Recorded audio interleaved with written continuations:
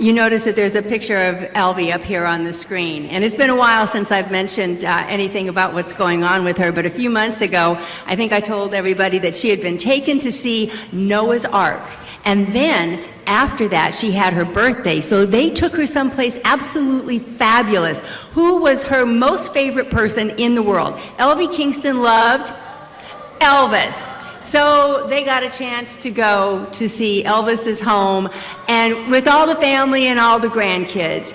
So she's got a fabulous life. I met John Devine through Elvie. I thought he really was her son, because she told everybody about that always, and that was the love that they had between them and the families. And well, I think you know that Newbie is not here this evening, so meanwhile, back at the ranch, his better half is at home taking care of Elvie. And her life is pretty fantastic. She lives out in the country. She has the animals around her that are wonderful. And I think he'll be able to share a little bit more about her, but I know that he wants to share with you so many things about what's going on, what's coming up.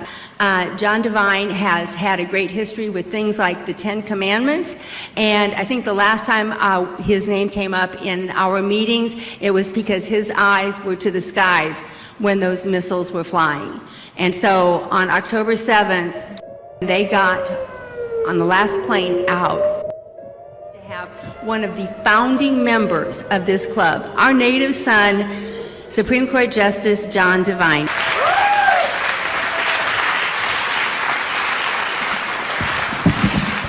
Thank you, Kathy. Good evening, ladies and gentlemen. It's a joy to be here. It's been a long time, I think, since I've been in the presence of the Texas Tea Party Republican women. In fact, I think it was in 2015, I spoke to a luncheon group after a tour of the Capitol that you had. And so it's been a while, and yes, I've been a part of this group as long as I can remember.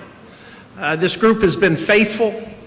This group has been consistently loyal to Republican candidates in Harris County. There's no other group really like it that I have found around the state. And so I applaud you for your commitment to Republican values and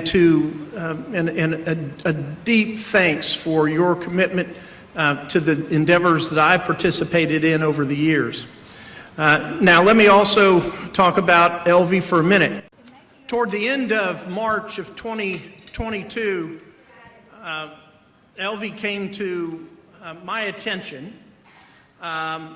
And because of the help of some of you in here who essentially rescued her, unbeknownst to me, Elvie had me set up as an administrator, as a trustee of her will, and as you know, and for 15 years, Elvie never told me about it. And of course, it was a surprise, and it had to be my daughter who told me that, John, Dad, you're responsible for Elvie's trust, and you've got to look out after her. And so on 2 occasions, Elvie was rescued from really a dire situation where she was in the nursing homes. And as the record seems to reflect, she was passed around to about 6 different nursing homes. When we got her, she was very hard to recognize. She came to our home and has been there now almost going on 2 years.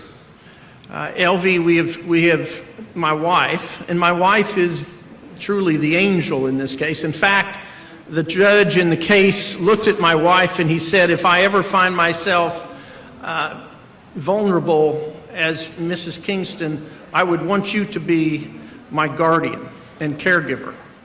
Of course, my wife raised 7 children, 6 children. 1 of our children passed away early. And so there was nobody, in fact, I know of no one with the love and compassion that my wife exhibits. And I know a lot of you know her. And so it's really my wife that should get the credit. She would love to have been here tonight. I know that Elvie would have loved to have been here tonight. but you have to understand that somebody in her position and with her condition, to see you all would be very difficult for her as she reflects on what she can and cannot do any longer. And she tells me every night that she wants to do things and that she wants to be once again involved in the lives that you have. And so don't take those for granted. And it's a time, especially now during the Christmas season, to reflect upon your countless blessings. And you do have countless blessings. I see a lot of people that I know who have countless blessings in their life today. So keep Elvie in your prayers. My commitment to her was as long as she can enjoy life, we would protect her and keep her. And so pray for us as well. It can be difficult at times. But again, she has taught us a lot of things about commitment and the old biblical testimony that we should be taking care of the innocent and of the widows and the orphans. And so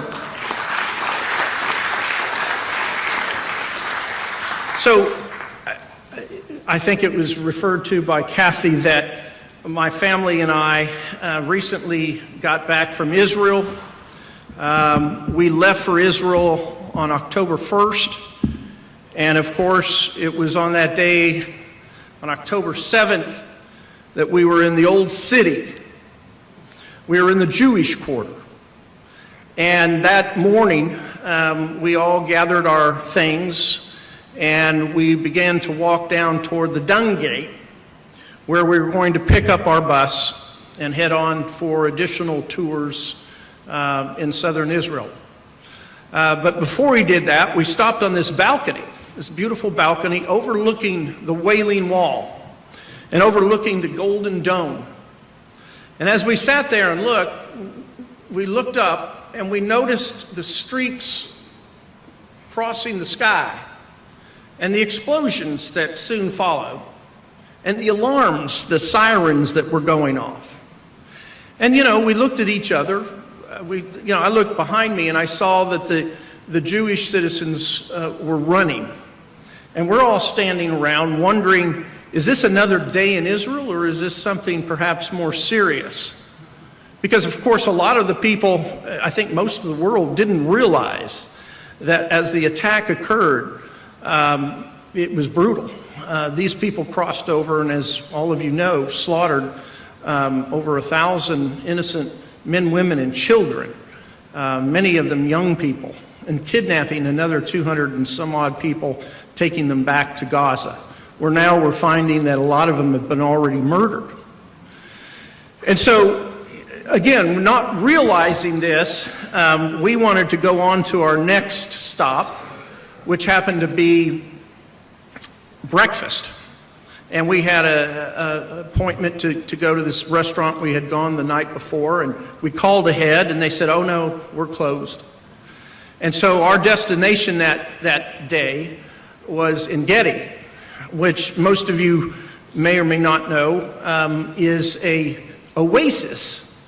There's a kibbutz on it, and that oasis is where David found refuge when King Saul was after him to kill him. And he held up there for some period of time. And it's truly, my friends, an incredible place. The foliage, the trees look like they're out of some alien environment. I've never seen trees as large and unusual as the trees, and fruit trees everywhere, of every kind of fruit you could imagine. And it sits in the middle of the desert. On one side, you've got impenetrable desert and rock. On the other side, you've got the Dead Sea, which nothing lives there. And then you're surrounded on the other two sides by the desert again. And in the middle is this green patch, a paradise. Later, I found out that by the military fellows that were there looking out over us, that that we were actually in one of the safest places you could be in Israel at that point in time, because the Muslims would not go near the Dead Sea. They considered that to be an unholy place, an unclean place. And so they would never come close to that place. And so we found out while we were there the next day that this war was far more serious than what anybody had anticipated and fully understood. And of course, at that point, our flights were being canceled. And we were about 2.5 hours, really, because we had to get back to Tel Aviv. We had to go through Muslim-controlled territory, mainly Jericho. I didn't realize that there are many parts of Israel that are under Muslim control, like Nazareth, like Bethlehem and Jericho. Those are under Muslim control. And that's risky. And certainly now that this war is occurring, these people were getting all hyped up about Jews coming through their property and their land. And so we had to be very careful. But we did we sought out 2 or 3 days later. We overstayed and were able to stay there an extra couple of days. And we headed to Jerusalem, where we spent the night before we left to the Tel Aviv airport. It was there that when we pretty much initially arrived, that the air sirens started to go off, and we were ordered to go down into the bomb shelter. And so we got a taste of what that was like, to congregate with people from all over the world, quite frankly, and share that experience with. Next morning, we went to the Tel Aviv airport, and literally, I don't know if anybody's been in the Tel Aviv airport. It's a massive room where you go into before you check out. There had to be 10,000 people in this area. And we stood for 5 hours and didn't make it about a third of the way into the place. And finally, somebody came along and tapped me on the shoulder and said, "Follow me." And so my group, we followed them behind the wall, and they checked us out in 5 minutes. So we got to where we were going. We eventually got on the plane, and we had to go to Venice. There wasn't any direct flights. We had to catch this flight with El Al, who was the only airlines flying. And I think to this date, it's the only line that is flying in and out of Israel. And so and as you stand in that airport, the concussions of the explosions were rattling the glass, and there's massive panels of glass in this airport. And each time the explosion would occur, it would shake the building. And you're sitting there thinking, for crying out loud, there's all these people in here. And what if a round made it into this building? It would be catastrophic. But nothing happened. And everybody, interestingly enough, was relatively calm on that day. We got on the plane, and of course, as you're flying out, you can see the flashes of the explosions of the Iron Dome destroying the various rounds that were inbound, which is kind of surreal when you think about it, because you don't have any context of the distance of these rounds. You don't know how really close they were. I suspect they were somewhat far off.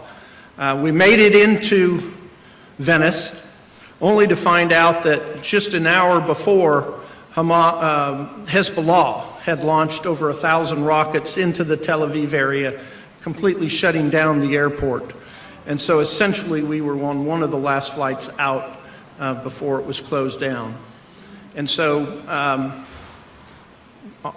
in all honesty, till to this day, I haven't been able to fully put my arms around what we saw. And it was, as much as anything, it was the spirit of the people who had real community amongst themselves. Here in America, we're divided. It seems that we're at each other's throats, whether it's the Democrats or the Republicans or the House and the various bodies of government. We're at odds with each other. I didn't see that over there. I saw them unite from this common enemy.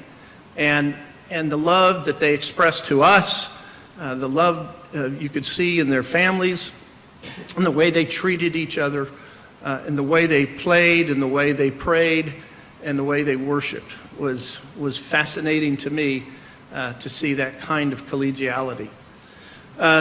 So as I think about it, and I think about this Christmas season, and I think about actually my own Jewish roots, which I only came to know about 10 or 15 years ago, when I took a blood test and found out that I had an Ashkenazi gene. And I wondered, what the hell is that?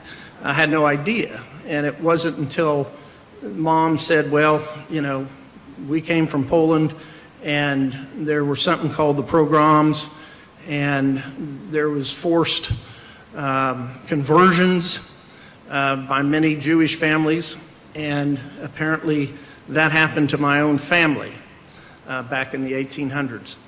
And so I had some kind of interesting, special connection to the whole place, of which I will never forget, in which I have been deeply affected. Now, having said all that, during this Christmas season, I want to encourage you. And I have a lot of people all the time come and say, gee, we're really in bad shape. We're, this nation, we're at war, potentially in 3 theaters, 4 theaters, if you count North Korea. Our culture is dying before our very eyes. The church seems to be weakened and not know what to do. We have a corrupted government. On a federal level, we're run by a criminal enterprise. And there's no other kind way to say this. There really isn't. And our borders, ladies and gentlemen, our borders, every day, 5,000 illegals cross this border, and taxpayers fund them to tunes of tens of thousands of dollars for housing and for food, and look at our big cities in New York and Chicago. Even the Democrats themselves realize that this is a tremendous mistake. But you have to ask yourself, well, God has entrusted us to be here during this time. What is each of our purposes? What should we be doing individually and as a family and as a community? These are things that we need to talk about and think about.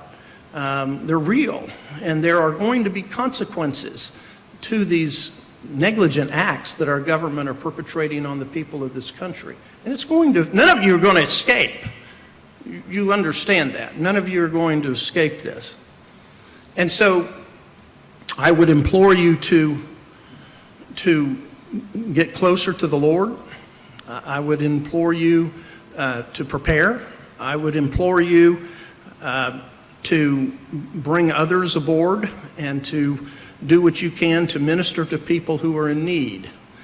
Because at the end of the day, I think God will bless those efforts, and He will bless you and your family.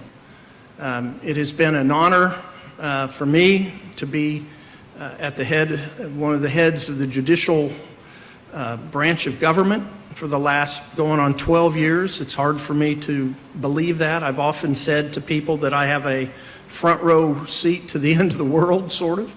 And we see things, just in the past week, we have seen an attack on the statute passed by the House, a pro-life statute, where the liberals have attacked that statute, saying it's unconstitutional. And the court denied their relief from a Democrat judge in Travis County.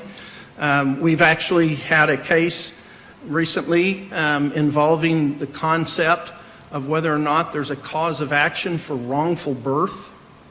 Now think of that, wrongful birth, meaning that God's creation, created in God's image, is somehow wrongful and hence compensatory if you don't want it.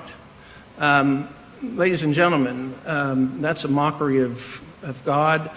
It's a mockery of any traditional cultural standard that we've ever had in this country, and it's a very dangerous place for us to go. Of course, we've also got an attack on the transgender mutilation statute. That's coming down the pike. I mean, it's one thing after another in the coming weeks and months. During COVID was some of the hardest times that I think I've ever experienced in my entire life.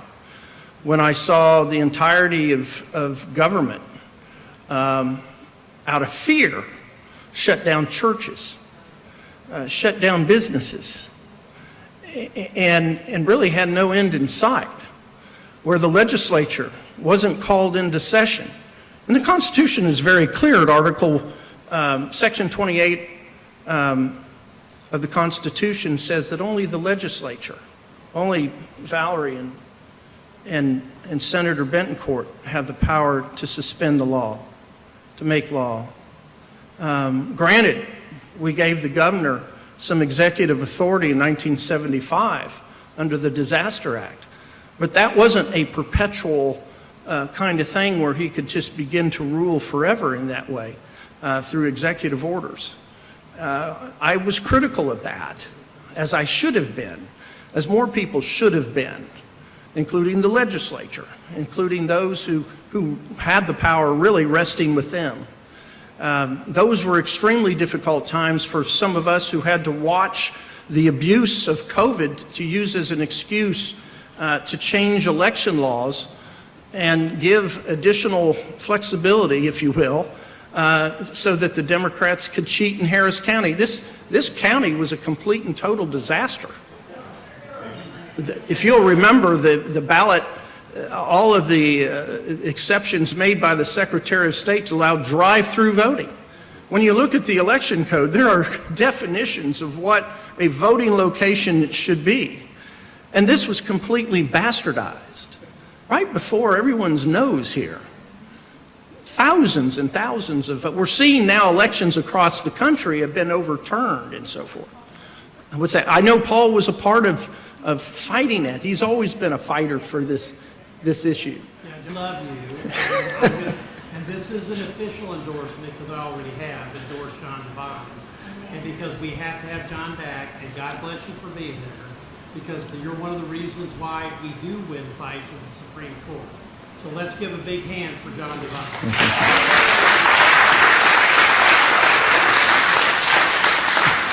Thank you, Paul. And you are an inspiration to me. I know you have fought all the battles. You've stayed in with the tax fight for all these many years and finally had victory.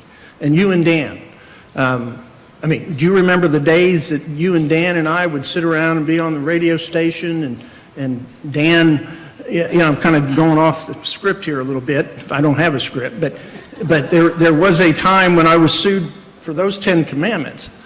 And I was drugged before a state court, and I won that case. And I was sued by a homosexual activist. And his problem with the 10 commandments is that the 10 commandments, the 9th commandment said that thou shalt not covet another's property. And because of that, he would not be able to recover damages for his client, who was a young man who at the time was working for McDonald's. And his gang membership, he was a member of a gang, and they decided while he was back there dumping the trash one day that they were going to murder him, and that somehow that was McDonald's fault. And so my job is to look at the law as a trial judge and say, you know, as a matter of law, there's no cause of action for that. McDonald's had no part in that. There was nothing negligent that they did. This was a purely criminal act. And so I granted what's called a summary judgment, throwing the case out. And this guy went nuts on me and decided to make this phony argument about the 10 commandments and how it prohibited him by having them even present would be detrimental to his case. It was Dan Patrick that called me and said, John, Mr. Shea, who was his name, is going to be on the radio show, and we'd like for you to come on and debate him. And I said, well, Dan, I'm the trial judge, I'm the defendant here, and I probably better not say anything because, you know, it could be used against me if I screw it up, which I was quite capable of that. And so I said, but here's what I'll do, Dan. I'll give you 10 very specifically worded questions. that you ask him on the radio, because see, he'd already sued me in state court, and he's now suing me in federal court. He'd already lost in state court. Now we're before the Fifth Circuit of the United States.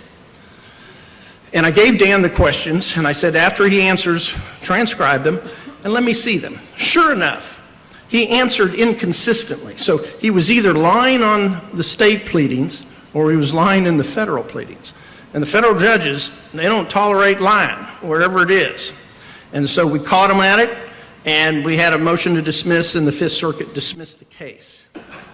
The collegiality with the Texas Supreme Court, there's no other place like it. We have been applauded across the country as the most conservative court. I understand this abortion case. You know, I got a text tonight. It's covered world news. The liberals are going nuts that we have the audacity to deny this woman an abortion here in Texas. Just outrageous. And he referred to it as they're trying to make us out to be Nazis, my colleagues and myself, because we denied this, that we abuse women, that, you know, we're just awful people in some way. Yeah. You see, the Supreme Court is not in the business of making law. You don't want that. That's why we hire the state reps and the senators. Those are the closest people to you. Those are the people. We vest in them our power, our vote. And it's critical that we hold them accountable. And what are the cases? Most recently, a lot of people want to hear about dissents. It's interesting. You know, I often admired Justice Antonin Scalia with his dissents. They were bold. They were courageous, in my view. You know, it's hard to be alone when you're surrounded by really, you know, my colleagues are brilliant men and women. Absolutely. I love them all. I've learned so much from them. But sometimes we disagree. And because we disagree doesn't mean we have to be disagreeable, as, you know, sometimes we've seen in the legislature and so forth, respectful amongst the parties in the legislature. But Valerie and I like each other. I know you do, but you're on the same side of the aisle. The collegiality with the Texas Supreme Court, there's no other place like it. We have been applauded across the country as the most conservative court. I understand this abortion case. You know, I got a text tonight.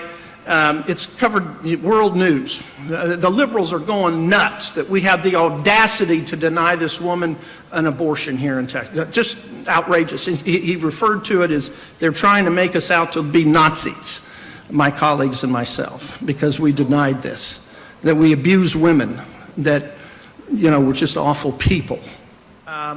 So without groups out there, without attorneys, Christian attorneys, who are willing to pick up the mantle on some of we got lots of issues. Every day there are abuses to First Amendment religious free speech issues and so forth. Election laws. Look at the election law abuse that happened. We're still fighting that. That's still out there. It's going to happen again. Do you really think the Democrats are going to roll over and let Trump be president again? Do you think they're just going to go away and all of a sudden find Jesus and be an honest election? I don't think so. So I think those kinds of cases are going to be back to us in this cycle. Maybe Harris County beat them and the city of Houston beat them this cycle, but let me tell you, they're not going to go away. Governor Abbott has appointed some very highly rated people, a lot of them from Harris County, quite frankly. Between Justice Bland and Justice Busby, those were tremendous legal giants here in Harris County.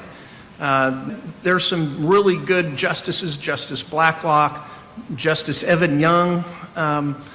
They're extremely intelligent and brilliant. But we speak to the Lemon Test. What was the standard for the Supreme Court to rule on religious symbols and in our government buildings versus what we have now with the Kennedy case? That was one. I know that's a federal level thing, but we've got some legislation here in Texas that would bring back the Ten Commandments back into schools, our national motto into schools, chaplains into schools, and it's likely these things will be challenged. But I feel like nobody knows what happened to the Lemon Test and where we are today. We have a level of religious liberty that nobody knows about. Can you speak to that? Well, one of the things I see is you know, for us to do anything, somebody has to bring a case. Whether it's the John 3:16, the Coons cheerleaders case. The Coons cheerleaders case was a case involving the Coons ISD, and during football season, the girls would have banners, and they'd have John 3:16 on it, and the guys would run through that. And these young girls were determined to be able to do that. Well, they had it in the school, in the ISD's rules, that you couldn't have those sorts of things. But it sat there, and until it was challenged, until the girl said no, and then Attorney General Abbott, to his credit, intervened on behalf of the girls and said, listen, school district, I'm fixing to come in here, and you're going to spend a lot of money. And at that point, they changed their minds. Now, we got the case because as soon as Governor Abbott went in, they backed off of the penalties against the girls, but they didn't change the rules. And so the school district said, oh, well, this case needs to be dismissed because we're not going to persecute and pursue these young ladies in their suit against us. We're going to just give in right now. And the point is that in that case of mootness, which they're saying, hey, this is moot, we don't have a case anymore, I happened to draw the case. And I said, yeah, it's you know, you may be backing out of the case. The problem is it's still in your rules. And until you take it out of your rules, it's not moot. Because the next session, you could bring it back again and impose it on a new set of girls. So we're going to go to trial. And we sent it back to the appellate court, who got it wrong initially.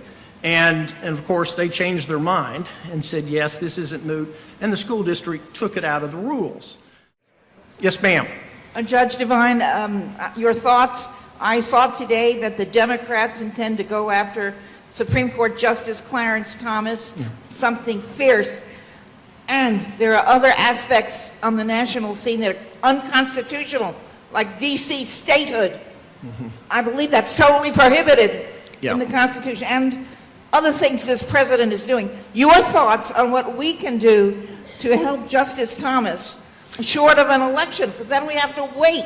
Well, they're going to try to have him impeached, and that starts in the House of Representatives. And so the best contact there is your congressman, knowing your congressman, and you know, getting him involved instead of just a bystander to, you know, put his finger in the air and see where the direction the wind blows.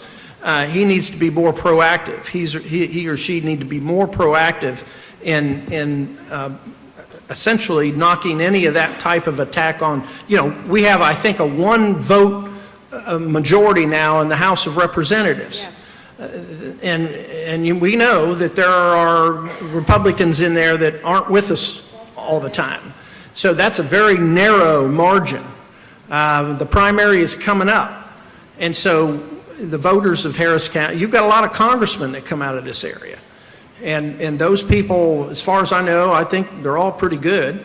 I could be wrong, but you know, the congressmen are the key in that particular marketplace to make sure that they're going to fight this. Because Democrats would love to get rid of Clarence Thomas and Alito, any of the hardcore conservative guys that have stuck to their values over the years. Do you support the idea of having mental health courts that would just specialize with people that are in trouble, but they're mentally health? You know, they need help, but our court system is just so bogged down with all the other issues, and some judges just don't understand true mental health issues. So I know there's 23 counties in Texas now that are starting these mental health courts. Is that something you support? Oh yeah, absolutely. Yeah. Usually what would happen is that the legislature would order that the court, the Supreme Court, would manage that activity, and they would tell us what they want, and they would have us set up the infrastructure for that system. But I think there are courts that do have mental health dockets. Now, they may not be specialized in that. They may have incorporated that into somebody else's docket and so forth, but probate courts have that. Is that the sole arbiters of that issue, the probate courts? Okay. And you're talking about something specialized where they would solely do that. Yeah, I think with the rise of mental illness that we're seeing across the country, it's probably called for. Can you tell us how much money it costs to run a statewide campaign? Like, not any particular one, but just in case we might need to know. Well, if you've got a contested primary and general election, you're probably looking at close to $800,000. Wow. Well, Texas is a big state. There's 7 media markets. Just to do one mailing could be in excess of $60,000 across the state. And that's a minimal mailing. Wow. Well, thank you for that. Sounds like that anyone with a statewide campaign would need to raise about $1 million. Would you agree with that? That's the goal. That's the goal. As far as the money that Zuckerberg gave, that was given straight to your election administrator, mostly in blue cities, and we did come back and fix that in the legislature. We passed a law that private money cannot be used, only a really small amount by elections, to run elections, in other words. It does not affect how much can be donated to candidates, but it did stop the massive amounts that can be given to the actual people holding the elections. But that's only to Texas. That's not to... Right, that's Texas. In Texas, the buoys that were on the, that were in the Rio Grande. Yes. And I know that we lost the rights to be able to have them there anymore. Is that No. Is that the end of that issue? Yeah, the Fifth Circuit overruled the trial court. There was an attack by the Democrats to force Texas to stop placing the buoys in the middle of the Rio Grande, preventing them from invading. There's still 5,000 people a day coming across the border, so to the extent, it stopped anything, I don't know. But it's an effort that, has helped, I'm sure.